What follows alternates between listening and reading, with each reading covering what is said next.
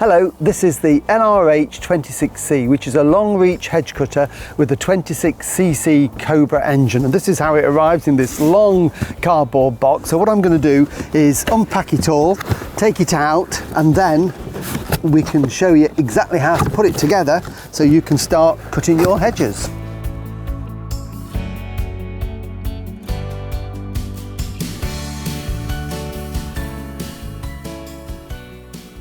Here we are, everything unpacked.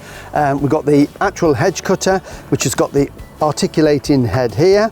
It's got the tools that you need to put it all together.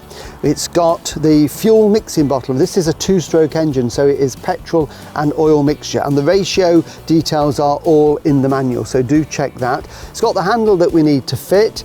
It's got the all-important Cobra manual with everything you need to know, and the strap there just to put it over your shoulder when you're using it. So first thing I'm going to do is actually fit the handle. So for this I need to go into the little tool bag here and get out the Allen key, take that apart and then fit that onto the handlebar. So it's just the Allen key here and just slacken everything off. Okay, so once all those have been loosened with the Allen key, that should take apart like that, and this then fits around the handlebar. It's quite easy to do. If you look here, we've got this as a sort of like a rubber grommet or washer, I suppose, to pad it out, and there's a groove in this bottom part here. So it needs to go on so that this groove fits around this end there, and then the top piece simply goes on and line up the holes, get it to where you want it to be. At this point it is slightly movable, so you can adjust it, but once it's tight it won't move. And then using the Allen key we just need to tighten everything up so that that is nice and secure on the handlebar. And also this handlebar, because it's got that rubber padding there, it is anti-vibration, so it just makes it much more comfortable when you're using the machine. Right, so that is it. Now the handlebar is nice and tight on there, so that isn't going to move at all. Just want to show you the articulating head before we fuel it up and start it. The idea of this is you can have it at various angles depending what you're trimming, so you can cut vertically or horizontally or at an angle. So I'm just going to lift this up now. You can do this with it because it's two-stroke, so it's not going to hurt it even if it's got fuel in. And to alter the angle of this, it's folded away in transit. Here there's a sleeve, this black sleeve here, so you just get your finger and thumb and slide that down, and you can see that it moves there and comes down. That releases the little pin that then would line up with these holes here, and these are different numbers here. And what we do to get it into position, we then just make sure that it lines up with the hole, and we've got to make sure that this goes fully back into that position like that. It's spring loaded, but make sure it's at the top. You don't want it to be like that, otherwise the gearing won't connect with that and your blades won't work. And that means that then when you're using it, you can obviously cut at various angles, and if we wanted to cut the top, flat top of a hedge, we just take that further round. It's got this handle here to allow you to do that. Again, make sure that that is fully up, and then you can cut the flat top of a large hedge if you want to. So lots and lots of different positions with that. So I'm just going to put that back into the straight position for now. Do that always with the blade cover on, because these blades are so sharp, which makes a really clean cut of the hedge. Only when you've got it into the position you want would you then slide that off to reveal the blades, and as soon as you've finished cutting, make sure that goes back on for safety reasons. So that is now ready to use. What we do need, of course, is some fuel. This is two-stroke, so you can mix your own up with the oil and the petrol, and as I mentioned earlier, the guidance for the dilution is in there. I've already got some mixed up, so I'm going to put some actually in this bottle. This is a two-stroke mixture, oil and petrol. What this bottle allows you to do is actually to put the petrol and then the oil in, and it's got the various graduations, but just to save time we've already mixed that up. And the fuel then goes in to the back here. You can see at the back of the machine we've got the fuel cap, and it reminds you again petrol plus oil, just so that you don't forget. So we're going to take that off like that, and then just pour some of this ready mixed fuel into there, just enough in to show you how we start it.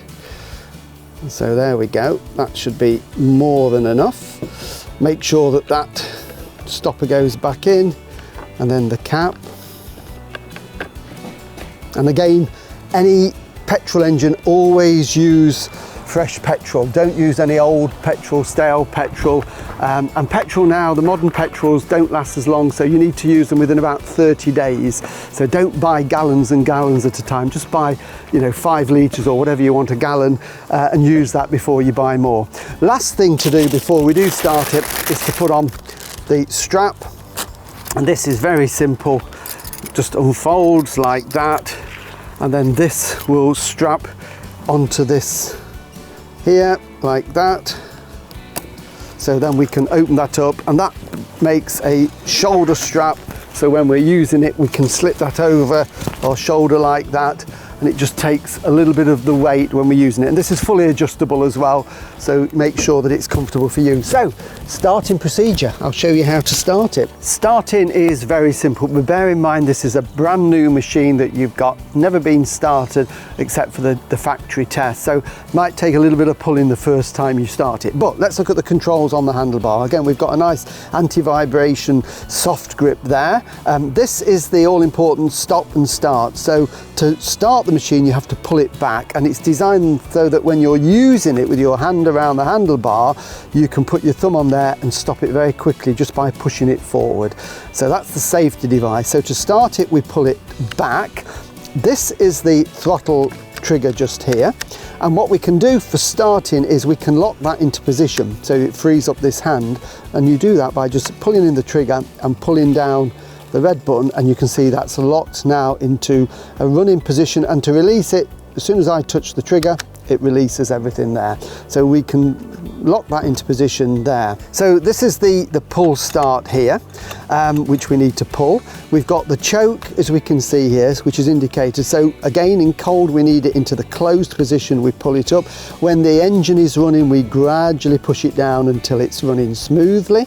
So that's in that position. And again, when starting this, there is a little primer, and if I just tilt this back, we can see under there's just this little primer button there, and what we would do is pump that several times, and we can see the fuel is going through there, little bubbles in the fuel into the carburetor, so that just gets it going like that. So essentially it's ready to start. Before we start the engine we need to take this off, so that just slides off, and put that obviously somewhere safe so you've got it for when you've finished with it. Once the engine is running, it takes a while before the blades start to cut, and the simple reason for that is around the blades in the gearbox it's packed with grease, and that's going to be cold when you buy it. It's been in storage or maybe in a cold place, so it's going to take a while for that grease just to soften a little bit. So don't worry if you've got the engine running and revving and your blades aren't moving. After about 30 seconds or so it will all warm up, and then they will cut and be perfect. So starting is very simple. We've primed the engine, we've got the choke on, so let's give it a pull.